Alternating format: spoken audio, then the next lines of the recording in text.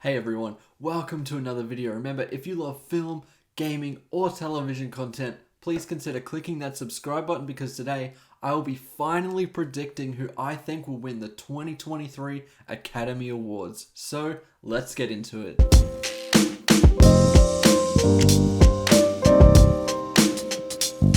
Now, I know I could wait to see who wins BAFTA, SAG, or the Guilds, but that's just not going to be as fun. Screw that. I want to do it while it's chaotic. I know it could be more accurate if I watch all these awards bodies, but with the way that nominations are headed, we can kind of make a pretty good predictions video from that. And I think that's going to be a massive achievement if I get more right now compared to later. So with that out of the way, let's predict the winners. So right now, my prediction for Best Picture is Everything Everywhere All at Once. I know that it's the most nominated film at the Academy Awards, but that doesn't always bode well for the win. The Power of the Dog last year had 12 nominations, more than the 11 that Everything Everywhere had, but Coda won. But with Everything Everywhere, there's just so much passion behind it, and I think it encapsulates a lot of what the Oscars really like in a film, and because of all of the passion behind it, I really think it's going to take home the win. For second, I have The Banshees of Inisherin. Now, this is not out yet. If this starts winning at some of these precursors, I think there's a really good chance, and there's a nice package there for it if it can win Screenplay or even Actor for Colin Farrell. The Fabelmans, I think, could also be a sleeper winner. I think people were a little bit hesitant about predicting this for a win or a bunch of nominations, seeing as it didn't really perform as well as it should have at some of the precursors, but the Academy loves Spielberg. I mean, he's a part of it and he's an integral member of the Academy, so there might be a little bit of bias there, but without that out of the way, it is one of Spielberg's best movies in a while, and I think if it does win, you'd be looking for a package similar to what Spotlight got with Screenplay and Picture, and it could nab Director. If you're a Fabelmans fan, if you start seeing it win those awards at the Oscars, it's got a pretty good chance of winning Best Picture. Fourth, I have All Quiet on the Western Front. I originally had this at 8, but I think it does have a good chance. It's one that I'm not passionate about personally, but the Academy really love war movies, and it has a similar 1917 package to it, even if it's not as successful as that film. Tar at 5, it did really well in terms of nominations, but I think that it's the type of movie that just gets nominated. It doesn't really win anything. Maybe actress for Blanchett, but that's probably it. 6, I have Elvis. It feels like it's going to pick up a similar kind of package as Bohemian Rhapsody, but I don't think it's going to pick up Best Picture. 7, Avatar: The Way of Water. This has so much passion behind it, and I guess it could win. It's a very small chance, though, because it got snubbed for Director, which is a huge category for it to miss out on. 8, I have Top Gun: Maverick. Once again, same kind of deal. It didn't really pick up the categories that I was looking for it to have a winning package. But it did pick up Screenplay. I was expecting it to, though, because the Academy loved nominating a big blockbuster for Screenplay lately. At number 9, Triangle of Sadness. At number 10, Women Talking. They don't really have the biggest chances. They're kind of just there to be nominated, and that's it, and have that praise there. I will say, though, that Triangle of Sadness does have a pretty good package there. The things it got nominated for were major awards, so it does have a really tiny chance, but I think it's just lucky to be nominated, and the same can be said for Women Talking. Okay, so Director, as of late, hasn't been the most important category in terms of winning Best Picture. It's mainly associated with Screenplay, but nonetheless, it is still an extremely important award, and I think Daniels for Everything Everywhere All at Once are going to win because it is maybe the most ambitious movie on this list. And as I said before, it encapsulates just so much of what makes a Best Picture winner. It does so much stuff right, and the direction is a big part of that. At number 2, I have Spielberg for The Fabelmans because it's just the type of thing that could win. I think people were really happy to see him on the stage for the Golden Globes, so we could see something similar for the Oscars, but I really think it's a slim chance. Number 3, Martin McDonagh for The Banshees of Inisherin. He's got similar chances to Spielberg, I think, but with Banshees, I think it's predominantly a screenplay movie rather than a director's movie, if you know what I mean. And The Fabelmans, I could say the same thing. Daniels with Everything Everywhere feels like a director's movie. There's a really strong vision behind it that's really ambitious. Number 4, I have Todd Field for Tar. I personally would have him a little bit higher because the direction in that film is fantastic. But I think it's just the type of movie that doesn't have a real strong passion behind it. There are people that love it, including myself, so don't get me wrong here. But it's not the type of thing where a ton of people, especially Academy voters, are going to say that's the best movie or the best directed movie of the year. At number 5, Ruben Östlund for Triangle of Sadness. I mean, he's in there. It feels like it picked up a nomination because it does similar things to what Bong Joon-ho did with Parasite, but to me, not as good. So I think it's just lucky to get the nomination. It was a surprise nomination for sure, but I don't think it's picking up anything. Best Lead Actor is a 3-horse race right now between Brendan Fraser, Austin Butler, and Colin Farrell, and I think Brendan Fraser is going to win it. Now, I've seen The Whale now, and I do think it's a very deserving performance. His performance is incredible, and I'd be more than happy to see him win. But the same could be said for the other two. I think Austin Butler kills it in Elvis. I think it's completely launched his career. And all the stuff about him keeping the voice, I think that keeps it very interesting in Academy voters' minds when they're thinking about this movie and the performance. Colin Farrell for Banshees of Inisherin is fantastic, and it'd be great to see him win too. I do think Brendan Fraser just has the narrative behind him, and it is a fantastic and deserving performance, so why not? Paul Mescal in Aftersun and Bill Nye in Living are kind of just surprise nominations to me, even though Bill Nye was kind of in the conversation already. I didn't think he was going to reach it all this way, but he did, and I think that's as far as both Mescal and Nye go. But congratulations for those nominations because I think they're both pretty great actors. Best Lead Actress is a 2-horse race between Cate Blanchett and Michelle Yeoh. And I think Academy voters are going to go with Cate Blanchett because I think in terms of technicalities, in terms of a performance, Cate Blanchett's is just a tad above Michelle Yeoh's. Michelle Yeoh's is more of an emotional performance that will make you tear up and cry. But if you're looking at the craft of acting, I think Cate Blanchett's performance in Tar encapsulates that a little bit more than Yeoh's. I think both are deserving winners, and I'd be happy whatever way it goes, but I think Cate Blanchett just edges out Michelle Yeoh.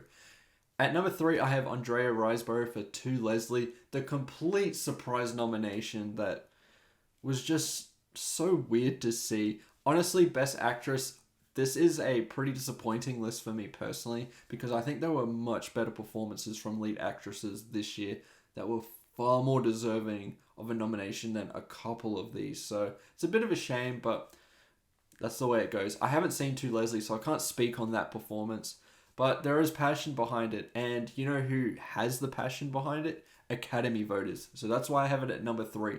They're the ones that voted it in. No one was talking about this movie at all until this got brought up. So I think it's in the mix, but I don't think it's gonna quite overtake Cate Blanchett or Michelle Yeoh. Michelle Williams in The Fabelmans, I'm still surprised that it's considered a lead performance. When I saw the film, I really thought it was a supporting performance, and it would be a deserving nomination in that category, but in lead, once again, I don't think it's a deserving nomination, but it's just the way it goes, and I don't think she has a good chance of winning at all because I think a lot of people will see her performance similar to I do. It's a supporting performance. Ana de Armas in Blonde, oh my god. This movie just won't go away. As much as I want it personally to just disappear, it just keeps popping up and she gets in for this. She is a fantastic actress. I feel like I keep saying that. And she really, really is. And she has been deserving of a nomination in some other of her films. But Blonde, it's the way it goes. I don't think that she's going to win. I don't think she has a chance in hell because I'm sure Academy of voters hate that movie too. But the ones that like this movie really love it. And that's probably how she snuck in. And she rode the wave of some of the precursors. I don't think she has a chance of winning though. Best Original Screenplay is a really great category. And I really like all of these nominees as screenplays. Now, obviously, some of these movies I like more than others, but that's not what we're here to talk about. We're here to talk about the predictions, and I think Everything, Everywhere is going to take it home.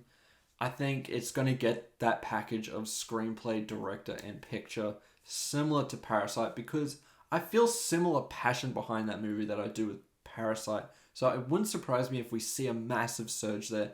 And I think it is a very ambitious screenplay, similar to the direction, and it manages to pull it off incredibly. The Banshees of Inisherin, though, is a close second because it is a genuine 100% traditional screenplay that absolutely captures your attention. The powerhouse performances, the incredible dialogue, and the way that the film progresses are all off the back of this incredible screenplay. So I wouldn't be surprised if it gets a win. But I think Best Picture just really tallies up closer to a screenplay win. I mean, you can get off the back of just winning screenplay and you could still get the Best Picture win. So I really think Everything Everywhere will get the screenplay win just because of that. The Fabelmans at number 3. Once again, if you're going to see a Best Picture run for the Fabelmans, this is the category that you would see the first win for, and you'd be like, okay, maybe the Fabelmans will win here. Triangle of Sadness, a very ambitious screenplay too. Similar kind of style to that of Parasite in terms of the subject matter that it tries to approach, but I don't think it does it as sharply once again. But to me, those first two acts were really electric and very sharp in their satire. The third act was a lot more mixed for me. I know a lot of you love it out there, but for me, it didn't really work. So I think that's where it's going to kind of drop a little bit because it's not just me that thinks that that's mixed. I think that's a common criticism for the film. Tar is an incredible screenplay, but I don't think it has the passion behind it to jump up above all these films and win. Best Adapted Screenplay is kind of a weak category in my eyes, but it's just the way it goes. I think that's just the way the film's kind of released. There were more stronger original screenplays than adapted ones, which is a great thing because we're getting more original films, which everyone wants, and that's amazing. At number 1, I have Women Talking. Once again, a movie I still haven't seen yet because it hasn't released here in Australia yet. But in terms of what I'm hearing about it, it seems like an easy win, so I'm not going to deny that. I think it's going to win. Glass Onion's my second choice. It's just losing that passion. It didn't get a SAG nomination, which was a pretty big deal for it in my opinion because it's got a massive ensemble, the same as the first, and they work with this screenplay. I think it's one where it's kind of lucky to get nominated and that's it. And the other 3, I don't think they're going to win at all. Top Gun Maverick, they love nominating a blockbuster for screenplay. They did it here. So that nomination didn't surprise me. And I'm happy to see it here because I think it's a good screenplay. All Quiet on the Western Front, similar to 1917. I don't think it's a particularly strong screenplay. But yeah, it didn't work for me personally. But it's in here. And Living, I haven't seen, but I do hear that people really love the screenplay, so maybe it is a bit higher on this list, but I still think Women Talking takes it out pretty easily. Best Supporting Actor, it's Ki Hai Kwan. Come on, it is easily the best performance in this 5, and who doesn't want to give him the Oscar? I mean, this man is so sweet, and I'd be really happy to see him accept that Academy Award. It is a well-deserved performance. He does so much for that movie. And it's a performance I still think about. Brendan Gleeson, incredible in The Banshees of Inisherin. I just don't think he's going to win. And the same could be said for Barry Keoghan for Banshees, Judd Hirsch in The Fabelmans, and Brian Tyree Henry in Causeway. None of them have a chance. It's a Ki Hai Kwan sweep. If you're a gambling person, man, this is a category where you could put a ton of money on and it's pretty much an investment in a way because it is that much of a sure thing. I could almost say the same for Supporting Actress. I mean, it seems like it's a Angela Bassett sweep and I don't have a problem with that. It's a great performance, so that'd be amazing. Carrie Condon for The Banshees of Inisherin. It's a great performance too, but I really think that a lot of people, and I'm doing it right now, have it maybe a little bit higher than what it really is in terms of their predictions because it hasn't won a single thing in terms of major precursors. It's all been Angela Bassett. And I honestly think Jamie Lee Curtis may have an equal or better shot. I just went with Carrie Condon at 2 just because it's just seems like the logical second choice. But And I really don't think any of these are going to win. I think Angela Bassett has the strongest chance, and the rest are just there for the nomination. Even if they are great, great performances. Stephanie Hsu is actually my favorite performance in this category, and I think that's the most well-deserved win, but I don't think it has a chance because she missed too many precursors. Hong Chow was fantastic in The Whale. One of the dumbest things I said in my Oscar predictions video for nominations was that, you know, she was lucky to have the nominations that she had, and she wasn't going to get a single thing in terms of the Academy Awards. So dumb, because that performance was incredible, and I'm happy to see her here, but I don't think she's going to win. Another disappointing list to me, honestly. I would have loved to have seen Bardo in here. I do think, yeah, it's a bit of a weird movie, so that's why, so it makes sense. But the decision to leave snub really, like, to me, that is the best. Clear cut, better than all 5 of these movies. Man, you could put them all together. I still think Decision to Leave is better than every single one of these films. But anyway, it missed for some reason. I don't know why. It was eligible. Korea had put it forward. Unlike RRR, India didn't put that film forward, so it didn't get nominated. It's a pretty dumb rule, but it's the way it goes. All Quiet's obviously gonna win. It got nominated for Best Picture when none of these did, so of course it's gonna win. It's not even close. Argentina 1985 is second just because it took home the Golden Globe. It doesn't really mean anything. It didn't get nominated anywhere else. Close, I don't think it's gonna do really anything.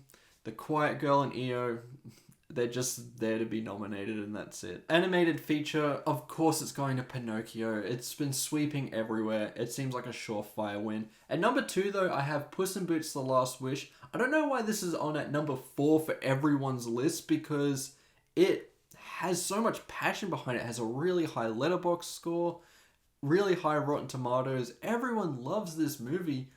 And probably it's more critically acclaimed than a lot of these. Marcel the Shell is third, but I think Puss in Boots is a lot more accessible, and Academy voters love that when it comes to their animated features, so that's why I have it at number 2 and Marcel at number 3.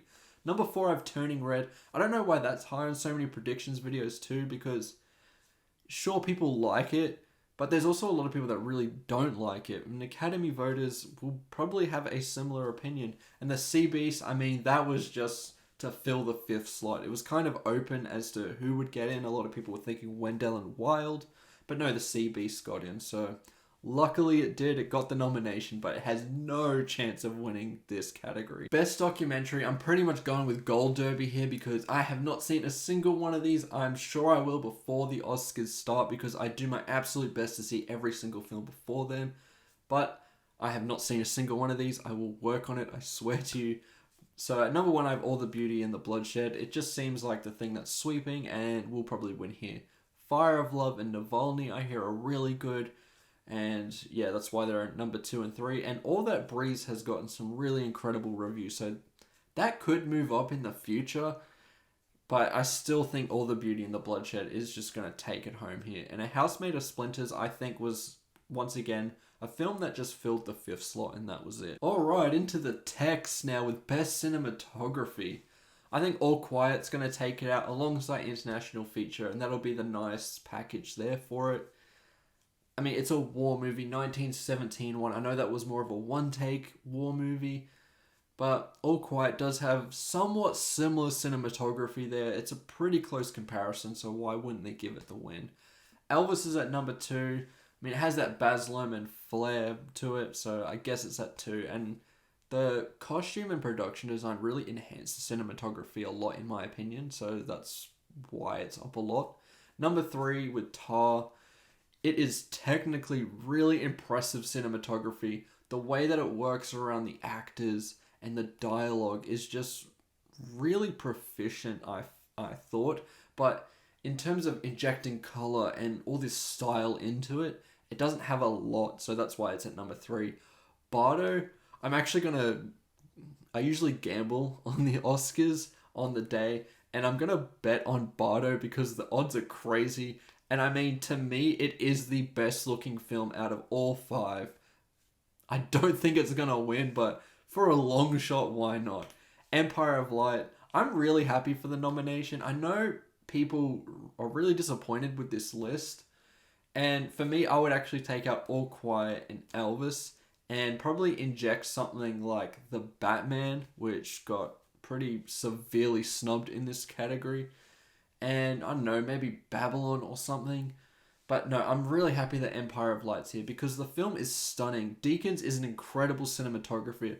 And just because a lot of you don't like the movie doesn't mean the cinematography is bad. It is excellent and it's deserving of the nomination, but I don't think it is going to win at all. Now, I know on a lot of people's predictions, Top Gun Maverick is number one. And yeah, it has a really good chance of winning. So this is very close. But I'm going to say Elvis is going to win because Bohemian Rhapsody. I know they're kind of different, but the editing is very similar in both those movies. And a lot of people find Bohemian Rhapsody's editing to be horrendous.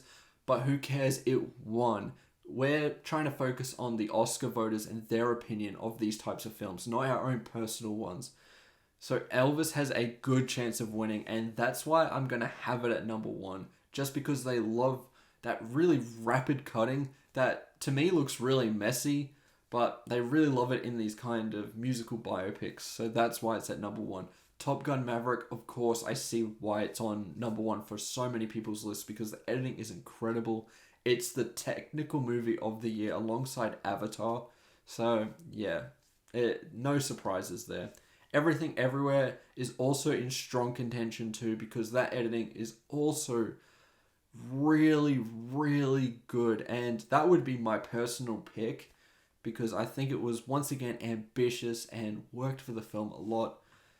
Tar is a bit of a strange choice for editing. It's not the thing that sticks in my mind the most when I think about that movie. I think of really powerful direction, a really intelligent screenplay, a fantastic performance. But editing, not really. I mean, there's a lot of long takes and everything like that. And normally the Academy don't really like that, but hey, it got in. Banshees, once again, it's not the thing that I think of with that movie. I think of a really strong screenplay, fantastic performances, and just a fun movie in general. But the editing, I don't really remember too much. And I think it's just there to fill the void. I mean, I would have loved a Babylon nomination. But once again, that's my personal opinion because Babylon's my film of the year. Banshees is a great film.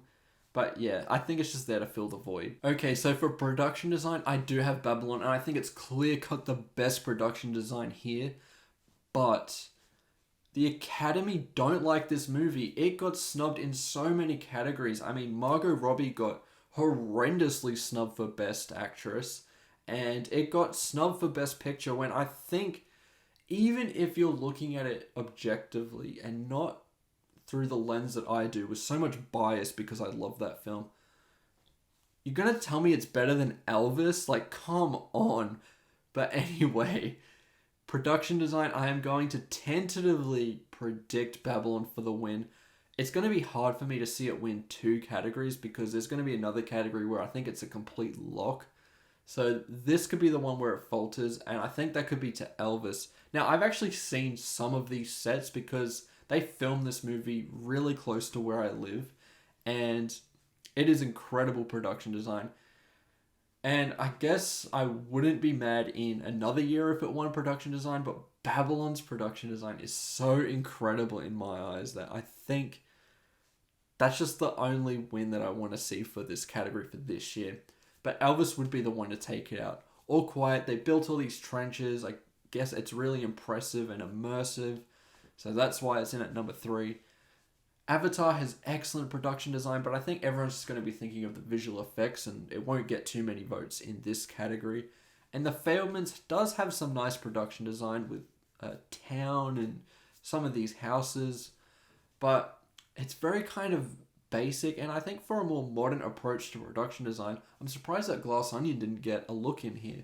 But anyway, The Fabelmans got in, and I think that it's just the 5th slot has no chance of winning. I mean, do I need to waste my breath on all the other contenders here? Avatar is winning this hands down. I'm happy that The Batman got a nomination somewhere and it was here because it does have great visual effects. But anyway, Avatar's winning. No chance for anyone else. It is technically impressive, and everyone who saw that movie was mesmerized by the incredible visual effects. So for costume design, I have Black Panther Wakanda Forever. It is a toss-up between this and Elvis, and I think it's a pick your poison because to me they're pretty much on a almost level playing field in terms of their costume design. But I'm going to edge out Black Panther because it won for the first one, and the costumes here, while not quite as impressive as the first one in my eyes, is still really, really good and is deserving of a win. Elvis also has amazing costume design. I would not be mad if it won here. I know I kind of talked down on this movie for some of the other categories, but costume design is flawless. Babylon, once again, incredible costume design. But even as a Babylon fan, I do think the Elvis costume design and the Black Panther costume design is better. So those two are worthy choices. Babylon, I'm really happy it got nominated here though. Mrs. Harris Goes to Paris. I guess it could have a similar run as Cruella where it just wins this and that's it. But Cruella had really standout costumes that were clearly the best of the year, and no one else had a single chance of winning. Mrs. Harris Goes to Paris, I haven't heard that much hype about those costumes, so I guess it's just there to be a nomination and that's it. And Everything Everywhere, I think, shows how much love the Academy have for this film, because I don't think it's the type of movie that gets nominated for costume design. It does have some great costumes, don't get me wrong, but no one's that are worthy of a nomination in my eyes. I think that's just a lot of passion from Academy voters and kind of shows that I think that this is going to win Best Picture. For Best Makeup and Hairstyling, I'm predicting The Whale because, I mean, the way they transformed Brendan Fraser was incredible. So it's definitely deserving, and it just seems like the favorite here. Elvis, I'm surprised, has so much love from voters because the main thing that stands out in terms of the makeup and hairstyling is Tom Hanks. And I think that it's kind of bad in its execution. I don't think it looks the best, but anyway. Especially when you put it next to the Batman with what they did with Colin Farrell as the Penguin. And even Barry Keoghan as the Joker. It was incredible makeup. So I'm really happy it got nominated. And I think that is clear-cut the best makeup and should win, but I think The Whale's going to edge it out. It's going to be an actor win for Fraser and a makeup win for The Whale. And I think that's going to make some history because Best Actor winners are usually in a film that gets nominated for Best Picture. And I don't know how long it's been since that hasn't happened, but I think it will happen this year. The other two, All Quiet and Black Panther, I just think they're there for the nomination as well. Best Sound, I think this is where Top Gun is going to shine and get that win because, I mean, just listen to that movie. It is clearly a great sounding movie and is more than deserving of the win, and I think it's going to get there. All Quiet, though, is a close second. Once again, the Academy love a good war movie, and however, 1917, I think, won one of the sound categories and Ford v Ferrari won the other when they were two sound categories. So it is a toss-up between Top Gun Maverick and All Quiet because once again, you're going for sound through vehicles that are very loud and then a war movie. So it could be a toss-up here, but I think Top Gun will edge it out. Elvis, I mean, the concert scenes and everything like that, and it has pretty good sound mixing, I think. The Batman also is a great sounding movie, and the same could be said for Avatar. They're all deserving nominations, definitely. But I think the top two are the only ones that are worth considering in terms of a win. Best score. Okay, you want to hear it? Babylon is the best score here, hands down. Not a single one of these come close at all. Babylon's score is fantastic, and if it doesn't win, it will be a damn crime from the Academy. 100%. I will lose faith in the Academy's judgment in films if this does not win. I mean, just listen to that score. Justin Hurwitz is on another level when it comes to composing. His scores in La La Land and Whiplash were also incredible, and Babylon just joins that in terms of its quality. The other four, while I like pretty much all of these movies, their scores aren't that memorable. The only other one that I remember is All Quiet's score, and I honestly didn't like it. So, and I think that's the only reason that I remember it, because I just remember not really enjoying that score. But once again, it's not my personal opinion. I just think Babylon's score is just that much of a powerhouse that, once again, it'd be a shame if it didn't win. Okay, for the longest time, I thought Best Song was going to go to Lift Me Up for Black Panther Wakanda Forever, because it just seems like that kind of song. You have Rihanna behind it. And despite what some people are saying, I do like the song myself. It's probably personally my second on here, and it could be first. But the one that I do have first is the one that I think is going to win. Natu Natu from RRR. I just watched that maybe a week ago, and I thought it was a delightful film. And that song is incredible, and it has so much passion behind it. I mean, the whole country of India, I think, is really rallying for this movie. I can't speak on their behalf, but, you know, I'm born from New Zealand, and seeing Taika Waititi win for Jojo Rabbit was just an incredible moment. So I can kind of relate to it in that sense. And Natu Natu, I mean, what a deserving win. And the scene that this song plays is the highlight of the film, hands down. It is just an explosion of creativity, and it's beautiful. And it's sweeping all the awards. I mean, I was kind of shocked to see it win the Golden Globe. And then I think it won at Critics' Choice, and it kind of cemented the fact that I think that it's going to win the Oscar. And it's more than deserving. Hold My Hand for Top Gun Maverick. I mean, yeah, it got nominated. We're going to see Lady Gaga perform, which is really cool. To me, I am not the biggest fan of this song because it played endlessly while I was at work, so I really don't like it anymore. But I do see the merit of why it does get nominated. Applause from Tell It Like a Woman. Does this movie even exist? Like, I swear these Diane Warren songs in these movies, not a single person watched. And I doubt Academy voters watched it either, and they just saw Diane Warren and they're like, oh, she made a new song, let's tick that and vote for that. She's kind of an honorary invite, and I think that's what the nomination really is. It's more of an invite to the party. This Is a Life from Everything Everywhere All at Once. Once again, cements the fact that there's a lot of passion behind this film from Academy voters, and because of that, I think it's going to win Best Picture. I don't think it stands a chance in this category though. Okay, we're on to the shorts now. I'm going to be pretty short and sweet on this one because I've only seen one of these shorts out of all of these. I know that's pretty poor. Once again, I will do my best to watch all of these before the Oscars. For live action short, I really just went with Gold Derby. There's no creativity here. I don't know about any of these. Les Pupilles, I think, is going to win because it's Gold Derby #1. And Irish Goodbye sounds fascinating, and so does The Red Suitcase. Night Ride and Ivalu, once again, I don't know. I'm really sorry. For animated short, I have seen one of these, The Boy, the Mole, the Fox, and the Horse. I mean, that sounds like the type of one that does win animated short generally. And it is a pretty charming little movie, so I wouldn't be mad at it. But I'm yet to see the other ones, and there's one movie in here that draws a lot of passion from me just because of where it's made. #2, My Year of Dicks. I put it at #2 because they laughed when the title was read out. So I guess for an Academy voter who probably doesn't even watch these, they'll see that and have a giggle and then vote for that. #3, An Ostrich Told Me the World is Fake, and I Think I Believe It. This is the one where I actually have my fingers crossed that it does win because it was made at Griffith University, which is the university that I go to and I graduated from, and I'm going back to this year to do some more study. To really see someone from this university get nominated for an Academy Award, that feels crazy, especially here in Australia where a lot of our stuff doesn't get noticed by Americans or anything like that, and especially Hollywood. So to see it get nominated, and it played at BIFF and I missed it. Oh my god, I saw the screenshot and I was going to watch it purely for this movie because the little shot that they did of it fascinated me and hooked me.